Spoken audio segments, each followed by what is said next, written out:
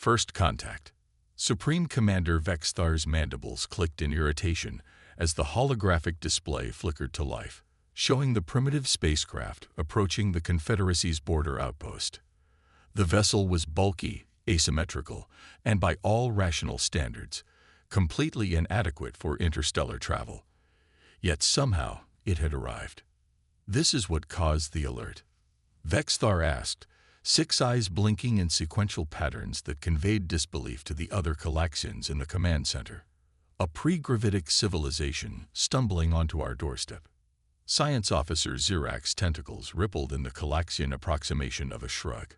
The vessel appears to be using a primitive form of warp drive, not dissimilar to our own early prototypes.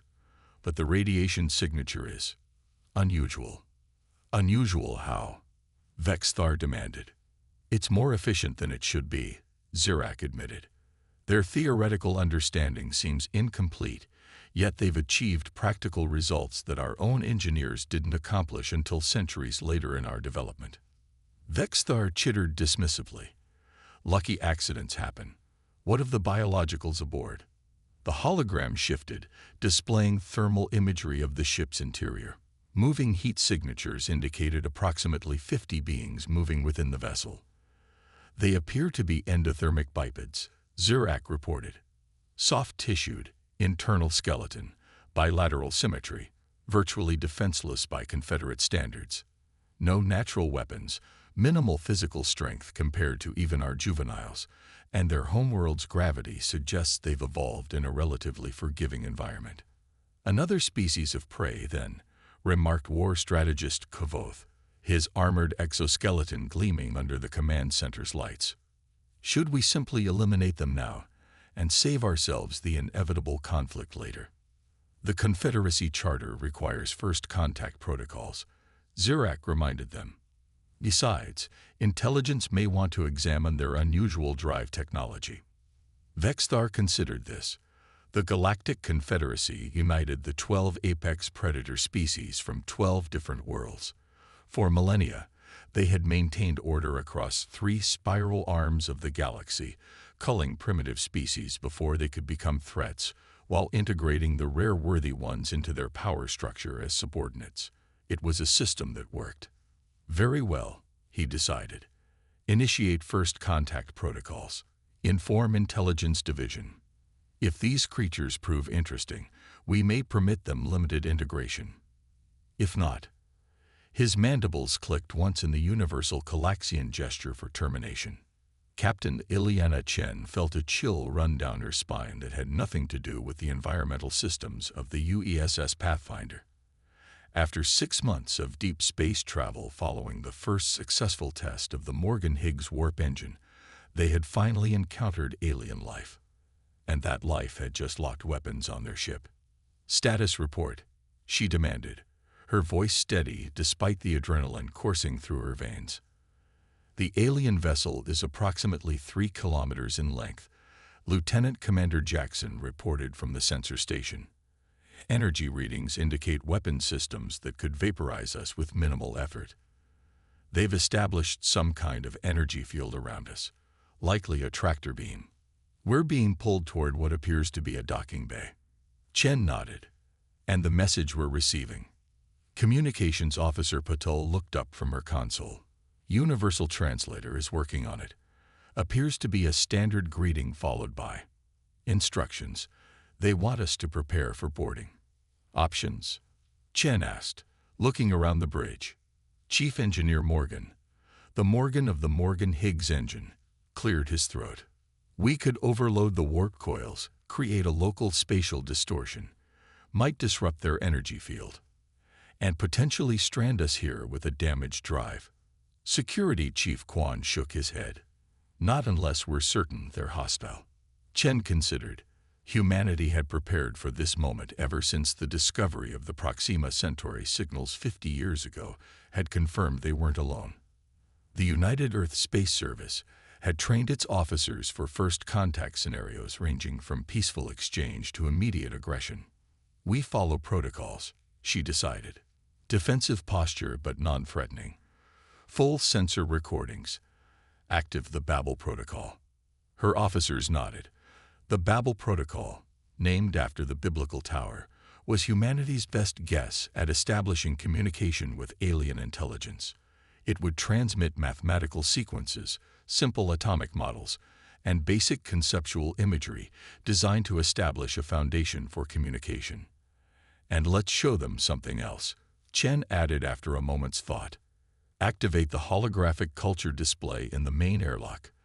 Let's introduce ourselves properly. Vexthar watched with growing curiosity as the primitive ship was drawn into the docking bay. It had offered no resistance, which was expected. What species wouldn't be paralyzed with fear when confronted by a Confederate dreadnought? The biologicals are transmitting data, Zurak reported. Simple mathematics, atomic structures, basic pictographic communication attempts. Standard protocol for primitives. Kivoth dismissed, though they've developed it independently, which shows some intelligence. There's something else, Zurak added, manipulating the controls.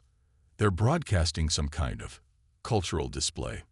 The holographic display shifted to show imagery being transmitted from the human vessel, scenes of their homeworld, oceans, mountains, cities, their history, evolving from primitive tool users to a technological civilization. Their achievements, art, music, literature, sciences, behavioral manipulation, Kivoth assessed. They seek to appear non-threatening and culturally valuable. Perhaps, Zurak conceded, but the compression algorithms they're using to transmit this much data through our scanning fields are surprisingly sophisticated. Vexthar's attention was caught by imagery of humans in what appeared to be combat. Despite their physical limitations, they were wielding tools that enhanced their capabilities dramatically. In one sequence, a human using powered armor lifted an object that appeared to be many times its body weight. Tool dependency, he noted with a dismissive click, the hallmark of prey species. Yes, agreed Kivoth, but tool dependency taken to an unusual extreme. They seem to have built their entire civilization around compensating for their physical inadequacies. Boarding team is ready, reported the operations officer. Vexthar rose from his command chair, his 2-meter frame unfolding imposingly. I will lead the contact team myself. I wish to see these humans with my own eyes. The boarding party that emerged from the airlock was something out of humanity's collective nightmares. The lead alien stood over 7 feet tall, with a chidnous exoskeleton resembling an anthropomorphic praying mantis crossed with a scorpion. 6 eyes arranged in a semicircle blinked independently, and mandibles clicked rhythmically as it approached. Behind it came creatures equally imposing but differently formed. One resembled a massive felid with 6 limbs, another an upright reptile with scales that shifted color continuously. Captain Chen maintained her composure, stepping forward with palms open in what she hoped was a universal gesture of peaceful intent. I am Captain Ileana Chen of the United Earth Space Service vessel Pathfinder, she said clearly. We come in peace as explorers and representatives of humanity. The translator implants every crew member or analyzed the clicking, hissing, and rumbling that followed, converting it to English. I am Supreme Commander Vexthar of the Galactic Confederacy Dreadnought Inevitable Dominance, the mantis-like being replied. Your species has entered Confederate space. You will explain your intentions and capabilities. Chen nodded. We are on a mission of exploration and peaceful contact. Our warp drive technology is new to us, and we did not realize this region was claimed territory. We offer apologies for any trespass. Vexthar's mandibles clicked rapidly. Your warp drive is of interest. You will provide technical specifications. Chen kept her diplomatic smile in place. We would be pleased to discuss technological exchange as part of broader diplomatic relations between our peoples. The alien's response came with a tone the translator interpreted as amusement. You misunderstand. The Confederacy does not establish diplomatic relations with emerging species. You will be assessed for potential integration as a subordinate civilization. If deemed suitable, you will be permitted limited expansion under our supervision. If not, your development will be curtailed. The temperature in the airlock seemed to drop several degrees. I see, Chen replied carefully. Perhaps if you understood more about human capabilities, you might reconsider a more equitable arrangement. We understand enough, Vexthar replied. You are physically inferior to all Confederate species. Your only notable trait appears to be tool use and adaptability, common among prey species. Chen's diplomatic smile didn't waver, but her eyes hardened slightly. With respect, Supreme Commander, I believe there's much about humanity you have yet to learn. In the following days, a delegation from the Pathfinder was permitted to visit the Confederate dreadnought under heavy guard. The humans were subjected to various physiological tests, which the aliens made little attempt to disguise as medical examinations rather than threat assessments. Their bone density is minimal, reported Confederate biologist Tizora to Vexthar. Their musculature lacks the necessary strength to pose any physical threat. They have no natural armor, no venom, no significant sensory advantages. They require constant hydration and nutrition. In a word, Commander, they are fragile. Yet they have achieved faster than light travel, Vexthar noted. What of their cognitive capabilities? Above average pattern recognition and problem solving, but nothing extraordinary by Confederate standards, Tizora replied. However, their neural architecture shows unusual plasticity and their social structures demonstrate remarkable cooperation for a non-hive species. Kavoth, who had been observing silently, interjected. It's their technology that concerns me. Their weapons are primitive. Directed energy weapons barely capable of penetrating our lightest armor. Kinetic weapons that would be ineffective against even juvenile Calaxians. But the efficiency of their designs is noteworthy. Explain, commanded Vexthar. Their drive system should not be as efficient as it is, Kavoth said. Their material science should not allow for the structural integrity their ship maintains. They appear to be achieving results beyond what their theoretical knowledge should permit. Lucky accidents, Vexthar dismissed, echoing his earlier assessment. Perhaps, Kavoth conceded, but consistent lucky accidents across multiple technological domains suggest something else. Their engineering philosophy is different from ours. Less elegant, but more pragmatic. Vexthar considered this. Your recommendation? Limited integration, Kavoth said. They could be useful as a subordinate species, particularly their engineers, but with careful monitoring. Vexthar nodded. Prepare the integration protocols. I will inform their leader of our decision. Captain Chen listened impassively as the translator conveyed Vexthar's pronouncement. Her crew stood behind her, equally stone-faced. The Confederacy has determined that humanity may be granted Category 3 integration status, Vexthar announced. You will be permitted limited colonization rights in designated sectors. Your technology will be subject to Confederate oversight.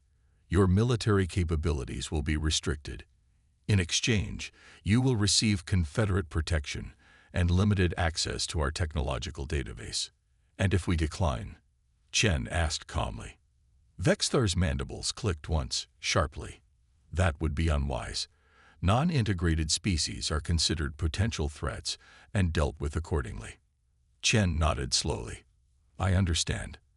However, I lack the authority to commit humanity to such an arrangement. I must return to Earth with your proposal and allow our governing bodies to respond.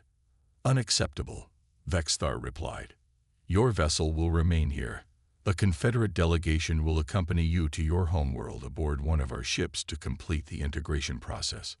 With respect, Chen countered, our government would consider the arrival of an alien warship without prior notice as a potentially hostile act. Allow us to return in our own vessel.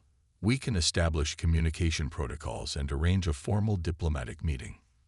Vexthar seemed to consider this. Your logic is sound.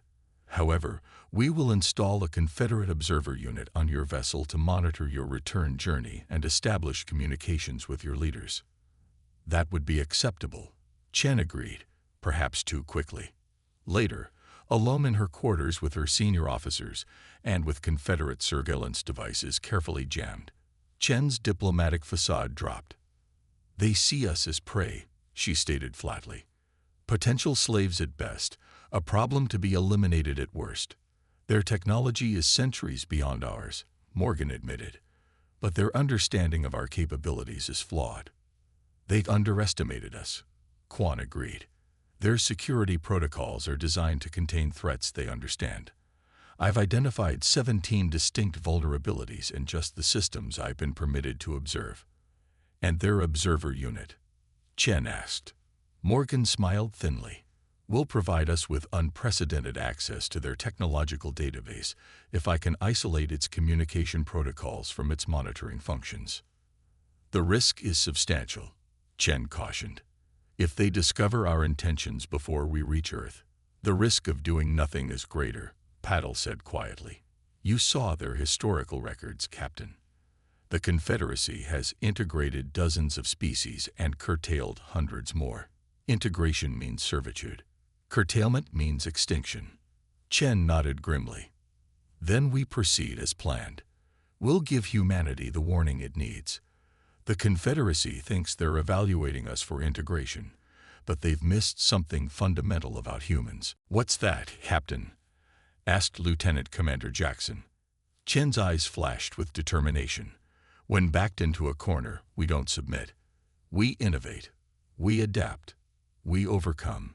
And if these apex predators think humanity will simply roll over and accept subordinate status in their galactic hierarchy, her smile was cold and held no humor whatsoever. They have no idea what's coming. The adaptive edge. The Confederate observer unit installed on the UESS Pathfinder resembled a metallic octopus, its tentacle-like appendages plugged directly into the ship's primary systems. It sat in a corner of the engineering bay, pulsing with alien energy patterns that Chief Engineer Morgan studied with equal parts fascination and concern. Progress, Captain Chen asked quietly as she entered. The rest of the engineering crew had been dismissed, leaving only Morgan and a carefully selected team of specialists working on the device. It's both more advanced and more primitive than we expected, Morgan replied, not looking up from his diagnostic tablet. Their hardware encryption is beyond anything we've developed, but their security protocols are surprisingly rigid. Meaning? They've designed it to detect and prevent specific forms of tampering that would make sense to them, Morgan explained. But they haven't accounted for approaches they haven't encountered before. Chen nodded. Can you do it? Morgan's expression was grim but determined. We're bypassing their monitoring functions by creating a feedback loop in the quantum entanglement communicator. It thinks it's sending accurate data, but we're feeding it a sanitized version of our activities. And the access to their database. Partial success, Morgan reported. We've gained access to approximately 12% of their unclassified technological database. The encryption on their military and advanced science sections is proving more challenging. Chen placed a hand on the engineer's shoulder. Keep working. We'll reach Earth in 3 days. We need every advantage we can get. Admiral Helena Reyes stared at the display showing the approaching Pathfinder, her expression unreadable. Behind her, the Joint Chiefs of the United Earth Defense Force maintained an equally stoic silence. Captain Chen's report is concerning, General Ibrahim finally said, breaking the silence. Concerning is an understatement, Vice Admiral Wong replied. A confederation of technologically superior species that views us as potential slaves. That's an existential threat. Captain Chen and her crew have performed admirably. Admiral Rice stated, the technological data they've managed to extract gives us a fighting chance, slim though it may be. Their Confederate observer expects us to simply roll over and accept their terms, General Ibrahim noted. How do we respond? Reyes's eyes narrowed. We smile, we nod, and we buy time. Project Prometheus moves to Phase 2 effective immediately. All defense contractors receive Level 1 classification. The Mars shipyards go dark, and we accelerate the Jupiter program. The Confederacy will be watching, Wong cautioned. Let them watch, Reyes replied. They'll see exactly what we want them to see. 6 months later, Vexthar received the integration progress report with growing irritation. The holographic display showed a human delegation led by Admiral Reyes, nodding respectfully as Confederate representatives outlined the terms of Category 3 integration. "They appear compliant," Science Officer Zirak noted, "but their technological development timeline seems suspiciously slow." "Explain," Vexthar demanded.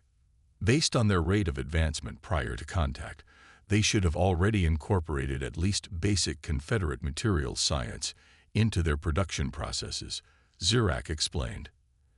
"Instead, they're proceeding methodically, asking endless questions, requesting clarifications on basic principles."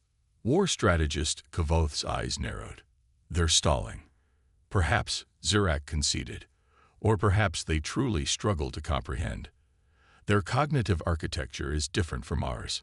Regardless," Kavoth continued, "I recommend increased surveillance. The observer units in their system provide limited intelligence. I suggest we deploy a stealth monitoring vessel to their outer system." Vexthar considered this, approved, but maintained distance. "We don't want to provoke them unnecessarily. Despite their physical limitations, they've shown unexpected creativity."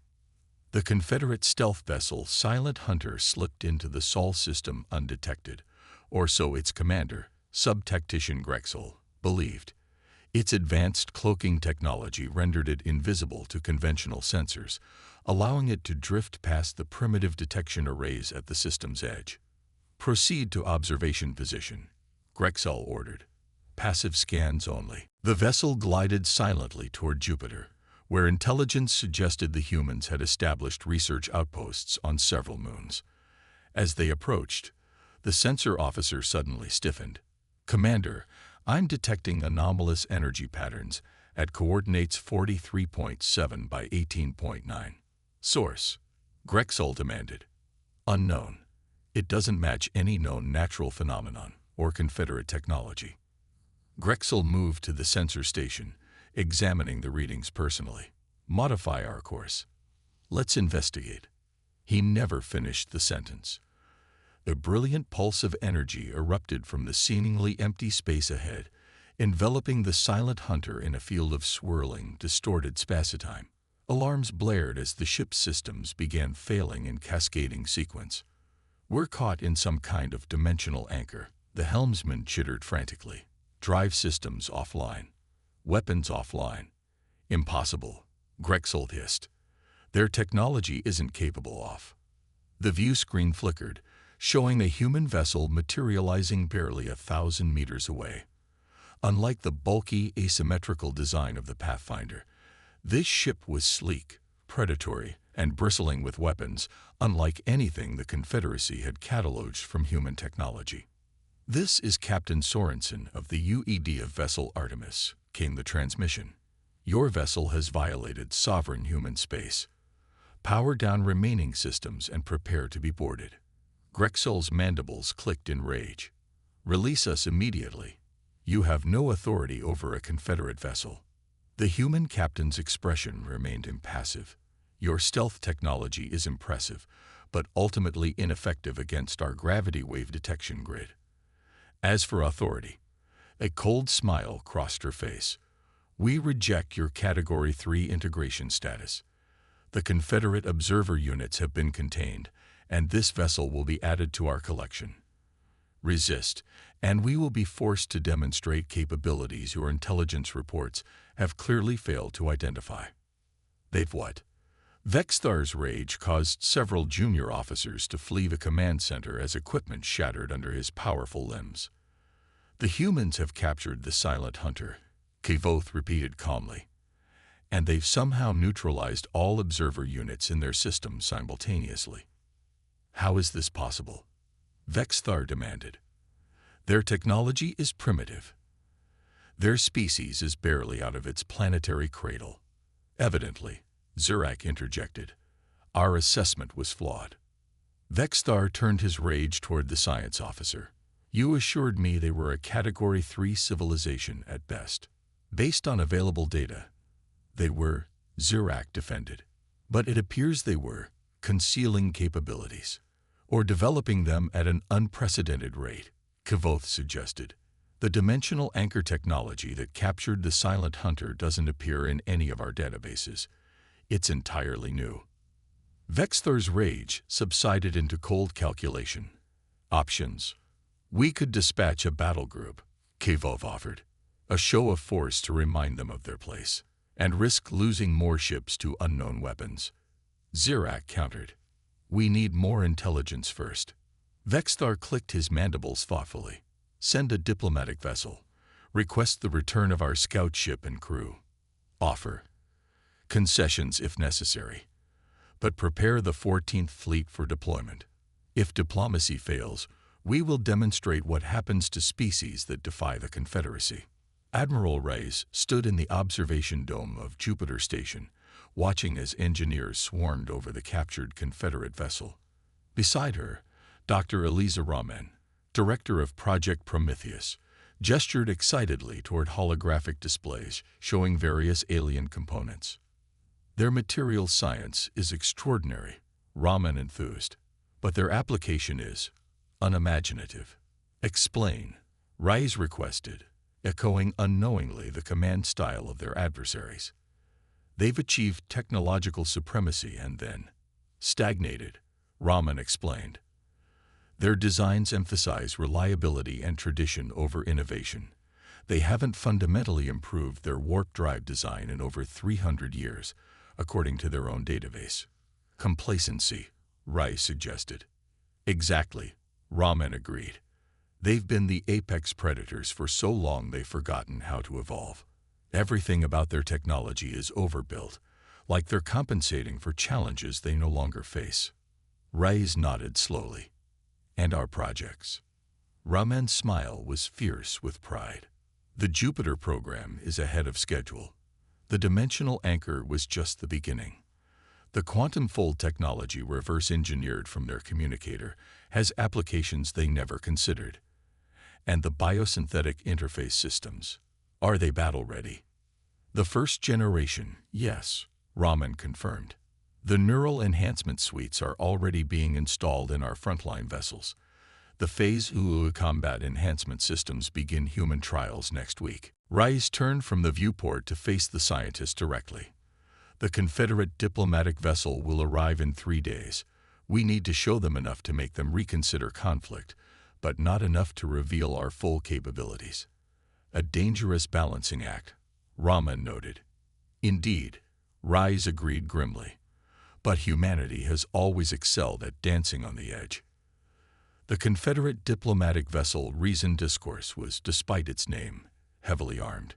It took up position near Earth's moon, maintaining what its captain considered a respectful yet imposing distance from the human homeworld. Ambassador Thorak, a member of the gastropod-like Vest species known for their negotiating skills, prepared to transmit the Confederacy's demands. Before he could do so, however, a small human vessel approached. Ambassador, his aide reported, the humans are requesting permission to dock rather than communicate remotely. Thorak's eye stalks swiveled in surprise. Interesting. They wish to negotiate in person. Very well, grant permission but enact full security protocols. The human vessel that docked with the Reason Discourse was unlike any Confederate intelligence had documented. Sleek and seemingly unarmed, it moved with a grace that belied human engineering capabilities. When the airlock opened, Ambassador Thorak found himself facing not the expected delegation of nervous diplomats, but a single human female wearing a simple uniform with minimal ornamentation. I am Admiral Helena Reyes, representing the United Earth government, she stated calmly. Thank you for agreeing to this meeting. Thorak's translator conveyed his response. You understand, Admiral, that I am here to demand the return of our vessel and crew, which you have illegally seized. Reyes's expression did not change. The vessel was conducting unauthorized surveillance in sovereign human territory. Under both human and, I believe, Confederate law, this constitutes espionage. The Confederacy does not recognize your claim to sovereignty beyond your homeworld, Thorak countered. Category 3 integration has been rejected, Reyes interrupted smoothly. Humanity has no interest in subordinate status within your Confederacy. We propose instead a mutual recognition treaty and non-aggression pact. Thorak's body rippled in the Vest's equivalent of dismissive laughter. Admiral, you misunderstand your position. The Confederacy has united the apex predator species of 12 worlds. Our technological and military superiority is not in question. This is not a negotiation between equals. That, Rise replied evenly, is where you're mistaken. She raised her hand, and a holographic display appeared between them, showing a massive shipyard concealed within Jupiter's atmosphere. Confederate intelligence had detected nothing of this scale in their surveillance. This is just one of several such facilities, Rice continued. In the 6 months since our first contact, humanity has adapted numerous Confederate technologies for our own purposes and developed several you haven't seen yet. The display shifted to show what appeared to be human soldiers undergoing some kind of procedure. Their bodies were being augmented with technology that interfaced directly with their nervous systems. Your species may be physically superior to humans in your natural state, Rides explained, but nature isn't humanity's only toolkit. These enhancement systems multiply human strength, speed, and sensory capabilities beyond anything your intelligence reports have categorized. Thorak's eye stalks quivered. Impressive visual effects. Admiral, but the Confederacy is not so easily deceived by propaganda. Reyes smiled thinly. I anticipated your skepticism. She gestured, and a door behind her opened. A human male entered, or what appeared to be human at first glance.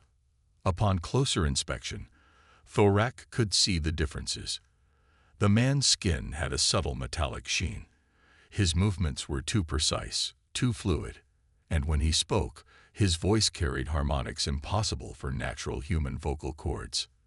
This is Commander Jackson, Rise introduced, a volunteer for our first-generation enhancement program. Without warning, Jackson moved, so quickly that Thorak's guards couldn't react before the enhanced human had disarmed all 3 of them and returned to his position beside Rise. The entire sequence had taken less than 2 seconds.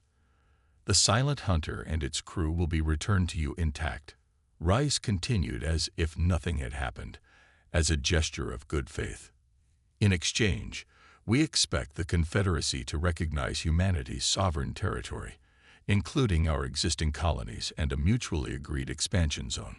Thorak's body had gone still, a sign of intense concentration among the Vests. And if the Confederacy refuses these terms, then we will be forced to demonstrate capabilities beyond what I've shown you today. Rise replied, her voice soft, but carrying an unmistakable edge. The Confederacy has never faced a species like humanity, Ambassador. You evolved as apex predators on your worlds. We evolved as prey, constantly adapting to threats, constantly innovating to survive. You became complacent in your superiority. We never had that luxury. She leaned forward slightly. Ask yourself this.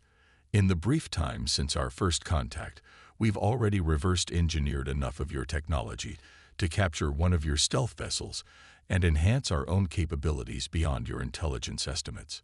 What do you think we'll accomplish if you force us into open conflict? Back on the Confederate dreadnought Inevitable Dominance, Vexthar reviewed Ambassador Thorak's report with growing concern. They rejected integration status entirely. He demanded. Yes, Commander.